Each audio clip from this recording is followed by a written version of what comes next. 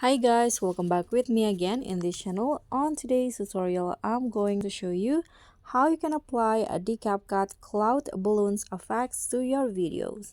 So first, you can just prepare your videos, the video that you want to edit, and then go to Effect and use the video effect.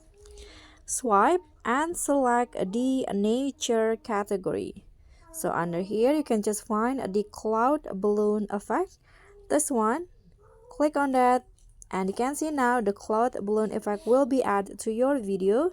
You can always adjust it. You can adjust the size of the cloud balloon, adjust the sticker, horizontal. Here you can change the position of the cloud and also the vertical. Okay, you can also adjust the speed